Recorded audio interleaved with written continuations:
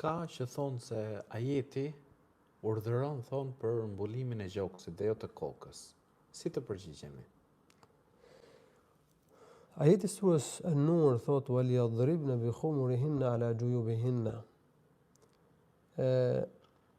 Me shamin e kokës sot le të mbulojnë gjoksin, mbulojnë domethënë atë grykën e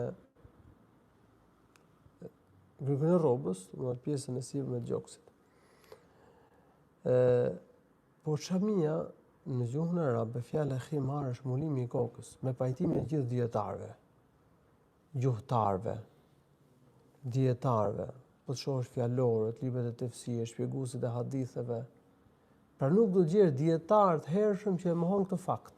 Fjala khimar përmendur në ajetin e Kuranit shënon mbulimin e kokës. Në pa diskutueshme. Atëherë pra ajeti kuranor thotë që me shamin me cilën mbuloni kokën, mbuloni edhe gjoksin. Patjetër do të mbuloj kokën me shamin dhe do të mbuloj me to dhe qafën edhe gjoksin. Dhe do të mbulohet mirë me to. Që mos duken pjesët e trupit përveç fytyrës. Urdhri është shumë i qartë. Kush nuk e pranon këtë fakt, ai është në kundërshtim me shpjegimin, me kuptimin që ka fjala në gjuhën arabe, me kuptimin që ka dhënë profeti në hadithe. Gruaja kur hyn në moshë pjekurie nuk i pranohet namazi, thot profeti sallallahu alaihi wasallam, pa shami. La yaqbalu Allahu salata haidhin illa bi khimar. Me pajtimin e gjithë dietarëve, shamia këtu flet për mbulimin e kokës. Femra kur fal namaz duhet mbuloj kokën. Kurse këta thonë që jo, shamia nuk bën fjalë për mbulimin e kokës. Pra janë krejt në kundërshtim me Kur'anin, Sunetin, me ixhma'in, me gjuhëtarët, librat e tefsirit, librat e hadith. Ky shpjegim ky lloj shpjegimi nuk e kanë njohur dietarët e umetit.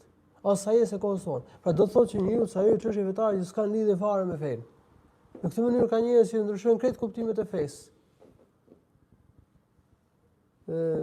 Ka që pretendojnë çështje besimi që nuk janë vërteta, duan të kundërshtojnë ligjet e shariatit, kundërshtojnë normat e fesë, duan që të bëjnë të lejueshme atë që Allahu dhe ka bërë ndaluar, ose të bëjnë ndaluar atë që Allahu dhe ka bërë të lejueshme, ose të zhvlerësojnë dhe të rrëzojnë detyra që ka caktuar Allahu në Kur'an dhe profeti sallallahu alaihi wasallam për hadithe të sakta, për kjo rrugë e keqe. Këto janë interpretime të këqija, duhet ruhemi prej tyre.